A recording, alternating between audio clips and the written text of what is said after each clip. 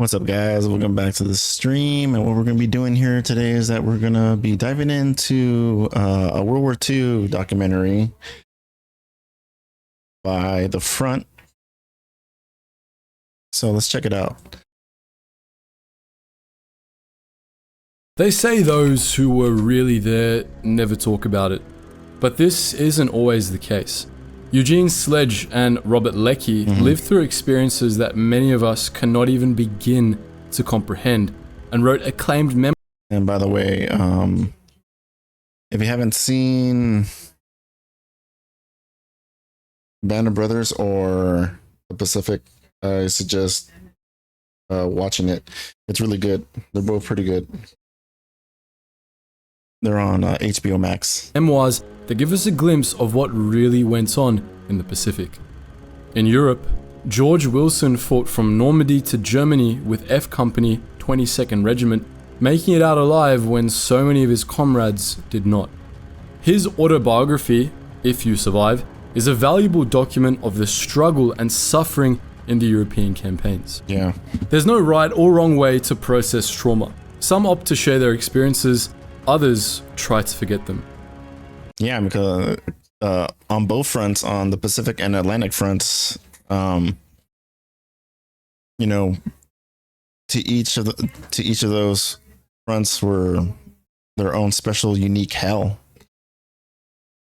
In the Pacific, they had to deal with they had to fight in tropical environments and whatnot. So that itself came with its own problems, fighting on islands that people never heard of, like New Guinea, Guadalcanal, Peleliu, so on and so on. Sledge, Leckie, Wilson, and the millions of other... And in Europe, they had to face the cold and other European, European obstacles over there in the Europe front. Americans who returned to their homeland after 1945 would have had a great deal in common. All had made sacrifices, put their own lives at risk, gained friends, lost friends, and served in the uniform of their country. Yeah, best generation. But there would have been differences too. Real differences. Normandy. World War II was Iwo Jima. Exactly that. The Holocaust. A world war. While George Wilson served in Europe, Sledge and Leckie would have been in action on practically the opposite side of the world. Across this divide of thousands of miles, the campaigns, the locations, the enemies, and the objectives that each faced would have been barely recognizable. All of these men would have suffered immense trauma and experienced things that shook them to the very core. The nature of... And yeah, like I said earlier, in the Pacific, they had to deal with tropic island environment. And some of those barriers or obstacles they had to overcome was a big one was disease. This trauma would have been cholera, very malaria. different. In essence, there were two types of American soldiers. Those who fought in Europe and the Mediterranean, Urinary and those who infections. fought in the Pacific. Very few Tetanus. would experience fighting in both theaters. Trench foot. This is why after 1945, after victory in Europe and victory over Japan, these two American soldiers would have found it difficult to relate to one another. It's not a case... Well, I think at least maybe both fronts in the Pacific and in Europe, they had to deal with issues that had to deal with their feet as well and whatnot. I think both of them did. ...of who had it worse or who suffered the most. Because not keeping your feet dry, or actually if you keep your feet wet, you're going to get, trench foot, and that provides its own complications. It's simply a divergence of experience, a trauma divide that impacted an entire generation of young Americans. This is our topic for today as we look at just how this trauma divide was formed and examine the terror of conflict through two very distinct lenses. For these young American soldiers, the idealism and naivety of youth would have been stripped from them in the most violent of ways, never to return. It's crazy to think that there was even, such of a divide and whatnot, but yet a big thing in common, fighting in World War II. Just different theaters. One in the Pacific and one in the Atlantic front. The front. On December 11th, 1941, At 5 minutes past 3 in the afternoon, Eastern Time, President Franklin Roosevelt declared a state of war with the Axis powers in Europe. Senator Tom Connolly was at his side, watch in hand, recording the exact time of the declaration. Yeah. The Americans had entered the European theater. Up until December 1941, the United States had maintained a policy of neutrality. While nominally on the side of the Allies, the US had stopped short of actually joining the conflict and directly forbade its servicemen from operating in foreign militaries. There were some exceptions. America had secretly supported Chinese air units in the southwest of the country, providing men and material to defend China against a potential Japanese invasion of Burma, and the Flying Tigers were already operating in this region even before a formal declaration of war. Damn. So I think that was something I did hear about and whatnot, but I didn't know too much about it and whatnot. And I didn't even find out until like when I was in college taking world history. Despite this, the USA's outward face was one of peace, of isolation. This all changed on December 7th when the Japanese attacked Pearl Harbor. War was declared immediately, and war on the Axis powers in Europe followed only 4 days later. And by the way, FDR's speech, he never said that Japan has awakened a sleeping giant. He never said that. But I know it's like in most war films and whatnot when FDR is giving his famous declaration of speech. But these two declarations were very different. Japan had attacked the United States, sunk its battleships, and killed almost 2,500 of its citizens. This wasn't necessarily the case with Germany.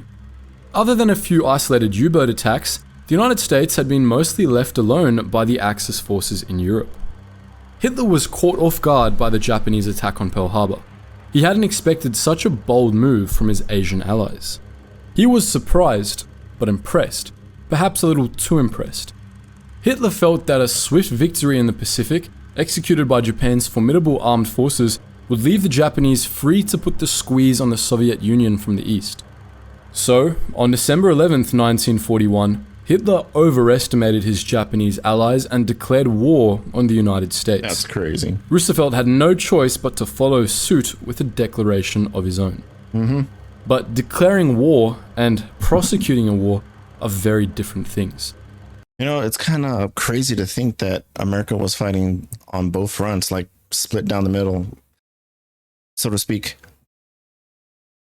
Half of troops would like probably go to in Europe, the other half in the Pacific, right? Or at least somewhere down along those numbers, right? Germany and Italy, while antagonistic, had not struck against the United States. And despite speculation to the contrary, there was absolutely no chance of a German invasion of the USA. The war in Europe posed no existential threat to America. While the war in the Pacific could be framed as retaliation and a battle for survival, the European theater would take on a different complexion. This would need to be a moral conflict, a fight for the forces of goodness and justice, preservation of America's democratic values in Europe in the face. Yeah, it was a big the bigger picture in Europe, and in the Pacific not so much due to the moral question because of the Holocaust, right? That was just because, you know, Japan attacked us and we had to retaliate and whatnot because, you know, they had their sights on us.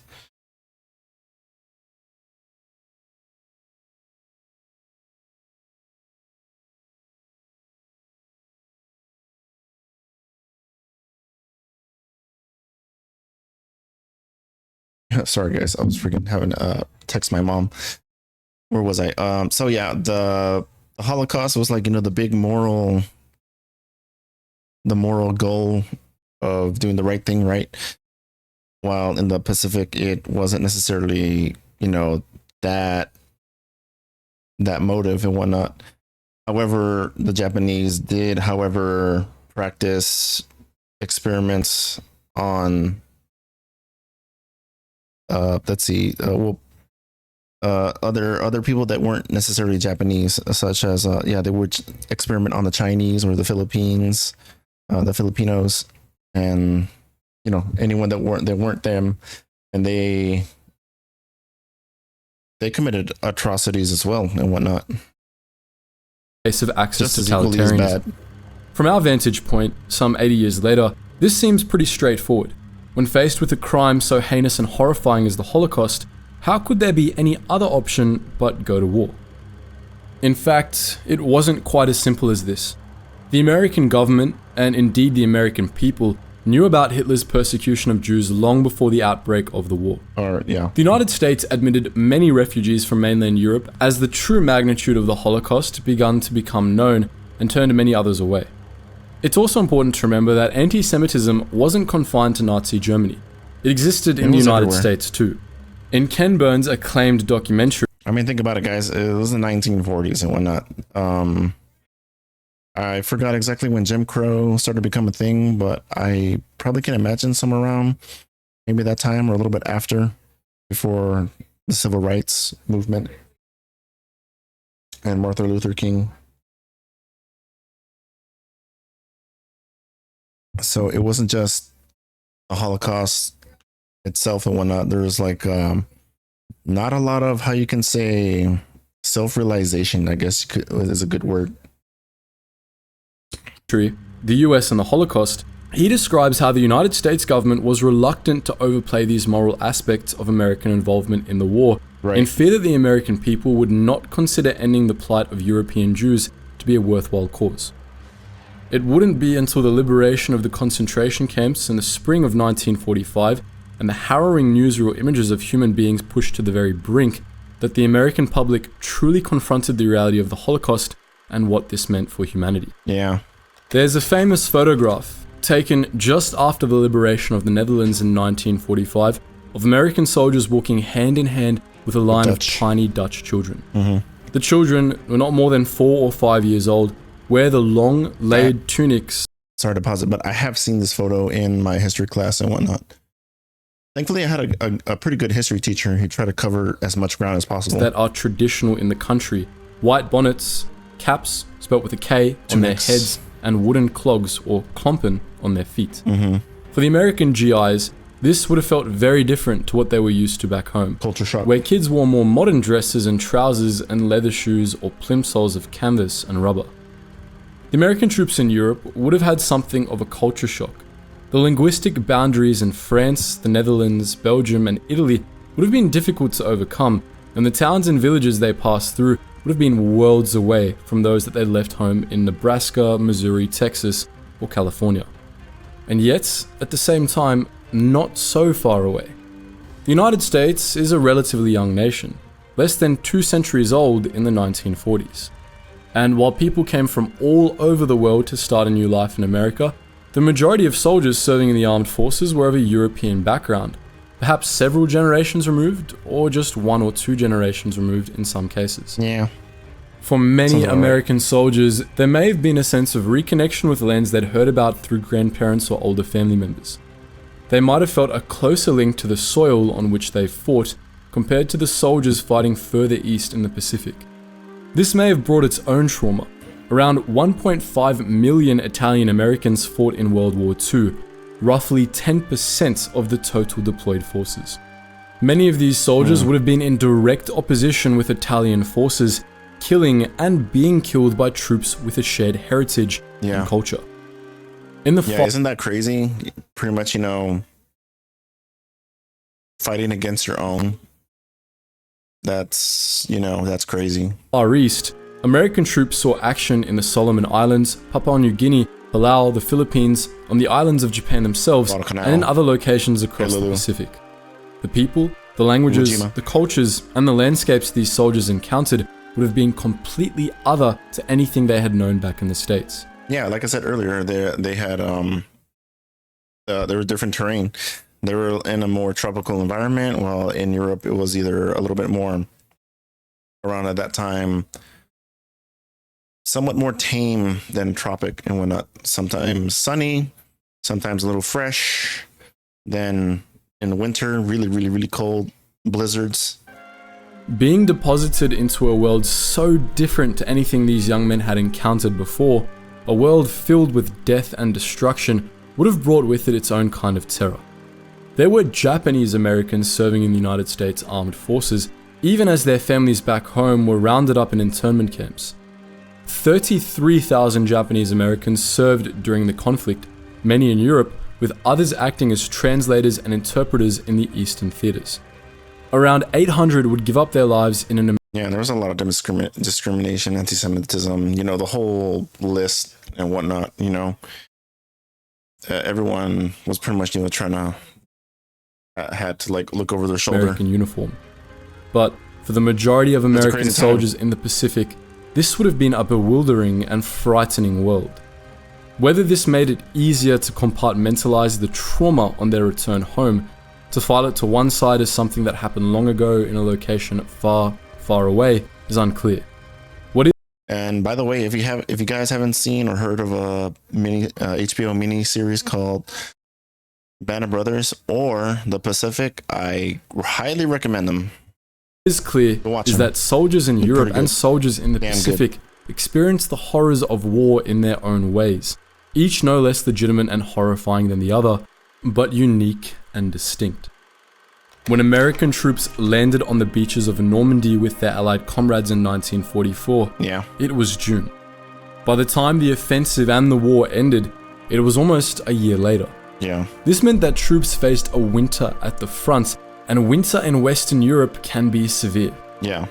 Few events encapsulate the misery of winter 1944 to 1945, like the fighting that took place in the Ardennes, Belgium, in December and January. Here, the Allied advance had halted on the frontier of the German fatherlands. They dug in. Disheartened by the failure of Operation Market Garden in the autumn, the Allies became content to chip away at the Axis lines with tactics not dissimilar to those seen in the First World War. But the German forces had other ideas. Despite disagreement from a number of generals, Hitler ordered a huge counterattack. This would become known as the Battle of the Bulge, named for the enormous dent the Germans made in Allied lines. It would eventually go down as an Allied victory, but this victory would come at a significant cost. Allied forces sustained some 75,000 casualties, with around 10,000 killed or missing in action. Germany would suffer up to 120. And if you have seen Band of Brothers, they even touched upon this and whatnot. If you haven't, and once you get to that episode, they explain a little bit more in detail. 50,000 men and tons of material, losses that Hitler could ill afford. The traumas experienced in those 31 days of fighting and the stories of heroism and sacrifice are too extensive to list here. We've covered some of these in previous videos, and we'll certainly be talking about others in the future. Instead, we're going to focus on one specific aspect of this clash: the conditions. The conditions were nothing short of brutal. Icy roads made logistics and resupply difficult. Tanks and trucks skidded off icy roads or just froze solid overnight. Blizzards and freezing rain made coordination almost impossible, while fog and winter storms rendered air power largely useless for long periods. It was hell. Then there was the impact on the men themselves. Wounded soldiers succumbed to the cold before they could be found and treated. Frostbite and trench foot were widespread in the ranks, knocking thousands of troops out of action. In the Pacific theater, conditions were somewhat different. Fighting in the jungles of Guadalcanal and the Solomon Islands and on the Papuan Peninsula, temperatures soared, while monsoon rains turned the ground to mulch. In the sweltering, fetid conditions, disease was rife. Dysentery ran rampant, more than 6 out of every 100 soldiers at its peak. The 374th Troop Carrier received tainted turkey meat one Thanksgiving, leaving troops incapacitated. Hepatitis A and B were common too. Damn, that's even just as bad. So yeah, they had to eat a lot of rotten food, and they were put out of action due to food poisoning. Around 50,000 soldiers were hospitalized with Hep B in March and April 1942 after receiving infected vaccine. Malaria was a regular occurrence, and the quinine tablets soldiers received to treat the disease offered no cure, only masking the symptoms. Dengue fever, scrub typhus, beriberi, and jungle rot all decimated the American ranks, becoming insidious enemies that brought Allied forces to their knees. Not only had to worry about the Japanese Empire, they had to worry about disease just as equally, and it was just as bad. Other diseases like cholera were also problematic, but American forces dealt with this well. Education and strict hygiene protocols kept this at bay. The punishing conditions of the South Pacific were almost unique to this theatre, no more or less horrifying than those of the Ardennes, just different. Of course, it was the same for the Japanese. Of more than 1.5 million Japanese deaths in World War II, around 60% were caused by disease. American involvement in the European and Mediterranean theatres began with two of the most amphibious landings in history, Operation Torch in Morocco and Operation Overland in Normandy. Oh, never mind, sorry. But despite these aquatic beginnings, the fight was largely land-based. From the brutal winter conditions of the Ardennes, to the rugged hillsides of Monte Cassino, to the urban warfare of Paris and Aschaffenburg, American soldiers in Europe found themselves on a dogged overland push toward their objectives. Yeah, a lot of forests. Sometimes they moved swiftly, suburbs. Other times they became bogged down, snared by the landscape or by a sudden counterattack. But the aim was always to push the front line closer and closer. I don't think he touched upon it yet, but also the Japanese had developed tunnel networks on these islands as well, and they were really well hidden. To Berlin. Fighting in the Pacific was different. Yes, there were overland advances and fighting at urban centers, but the campaign was better known for its island hopping, amphibious engagements, and the ticking off of key milestones on the march to Japan. A key example of this is the Battle of Iwo Jima, another moment of the war immortalized by a famous photograph. The Iwo Jima Memorial, the Clint Eastwood film Flags of Our Fathers depicts the raising of the American flag at the summit of Mount Suribachi, the island's highest point. This image has become legendary, as have the men who erected the flag, but the battle remains controversial. Few battles of the war were as costly for the American armed forces as this one. Some 6,800 American Marines lost their lives, with almost 3 times as many wounded. The airfields that the Americans secured did prove useful, with over 2,000 emergency landings performed on the island. However, only around 10 escort missions flew from Iwo Jima in the final months of the war, and the true impact of the bombing raids launched from the islands is disputed. By the time Iwo Jima was cleared on March 16th, almost a month after the bloody campaign began, the United States already had its eyes on her next target, the island of Okinawa. As soon as one hard-fought objective was ticked, another one reared its head. We need to be very careful as we approach the final point. Civilian deaths were a very real part of the Second World War, and wherever there was fighting, there was loss of life among non-combatants. In total, more than... the bombing raids in Europe were, that's the thing about that right there. And a lot of the bombers that flew over Europe and, started dropping their ordnance, led to most of this destruction of these cities and whatnot. And 2/3 of those who died in the conflict were... Even on the subject, by the way, I think it's on Apple TV. What's it called? Airmen? Or it was another another TV show that was like Band of Brothers in the Pacific. I think that was called Airmen or something like that. We can't shy away from these realities, but we must treat them with the proper care and consideration. For the troops advancing into Germany in the spring... Masters of the Year. It just hit me. It just hit me. Masters of the Year. 1945. It's a good-ass show, too. The scale of human suffering and misery wrought by Nazi forces on the civilian population would have become horrifyingly clear. Around the fringes of Nazi concentration camps, emaciated human beings clung to life, abandoned by their guards and existing at the very limits of human endurance. Behind these still living human beings, evidence of what had taken place here, gas chambers, mountains of stolen possessions, shoes, glasses, baby clothes. The images of these industrial facilities of death and suffering had become part of the cultural fabric of the Second World War, and part of the Allied understanding of what this war had been all about. For those back home, the Holocaust was no longer something of rumor or conjecture. It was no longer up for debate. Nope. It was concrete reality. It was American families had lost sons, husbands, fathers, brothers. Perhaps they could take some small comfort that those losses had not been in vain. There would be many atrocities in Europe.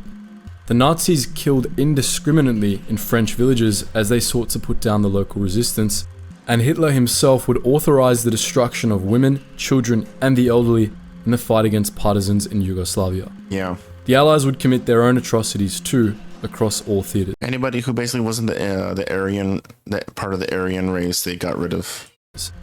The firebombing of Dresden killed tens of thousands of civilians, while the atomic... And on that topic, well, not this, but on the Holocaust, there's a book I read. It's a really good book too. It kind of shows you that, ponders the question of what it takes to be an Auschwitz guard or, part of a Nazi party. And it's called Ordinary Men. I definitely recommend it. The book is basically about these Polish how do you say, this Polish like security force, or actually police force, that were inducted into Hitler's, part of his war entourage, or whatever the hell you want to call it. And a commander that was in charge of them told them that you can be part of this, or you can, just walk away and, not have to deal with this or whatever. But if you walk away, you will be shot. So kind of almost like not giving them any much of a choice and whatnot. So once the German occupation in Poland started, and they started removing all the gypsies and Jews and so on who wasn't part of the Aryan race, the Polish people were also taking part in this. And the book basically shows how little by little basically changing someone, and to commit, how you get someone normal to commit atrocities to be done on citizens. Devices dropped on Hiroshima and Nagasaki destroyed civilian populations in a manner never seen before. These harrowing examples of slaughter certainly shouldn't be forgotten, but for most American soldiers returning home from Europe, it would be the Holocaust and the brutality of Axis forces that would leave the deepest psychological impact. Yeah. This is where we see some symmetry between the European and Pacific theaters, and some shared ground between the soldiers who fought in each. The Holocaust was fueled by a number of factors, but the idea of racial superiority, the supremacy of the Aryan people over all others, was arguably the most important. In the Pacific and in the Far East, the Japanese shared similar ideas.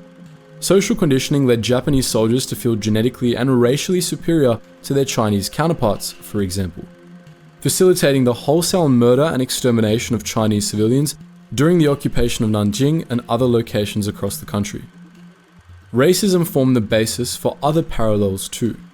SS physician Josef Mengele became infamous for his medical experiments on prisoners of the Nazi regime. In the Far East, similar atrocities were carried out at Unit 731, as Japanese military researchers tested horrifying weapons on their Chinese captives. From an American perspective, there may have been differences in terms of visibility. American troops may not have witnessed the atrocities in China directly, and may not have understood the scale of Japan's own genocidal programs until later. Yeah. They would, however, have understood the brutal treatment that faced Allied POWs in Japanese camps across Eastern Asia, and they would have seen the way in which local populations were slaughtered and brutalized across the region. They would have also seen the Bushido Code in action, or at least the mangled interpretation of this centuries-old way of combat. Yeah, you must, basically what the Emperor said is that you must kill 10 Americans before you die, or you will forever be disgraced, or you basically have to die how you say, well, honor and death, right? The doctrine under which Japanese troops fought and died fueled the kamikaze attacks late in the war There you go. and the suicidal charges of defeated troops, valuing honorable death over the ignominy of surrender. Yeah, seppuku. This may have given the Basically. Americans some insight into why POWs were treated so badly. Under this doctrine, surrendering troops had brought shame upon themselves and had given up their right to human decency and dignity. Yeah. More than this though, such ways of fighting would have left immense psychological scars on those who encountered them firsthand. This was... Yeah, I mean, it's just crazy, the lengths that the Japanese, took, and how dead-centered that they were on to fueling their cause. Never about quantifying tragedy or pitting one form of trauma against another. Instead, what we're trying to do here today is better understand the trauma divide that existed between soldiers returning to America from Europe and from the Pacific. These soldiers experienced two different wars within the same larger conflict. The trauma was intense in both cases and unique to each theatre.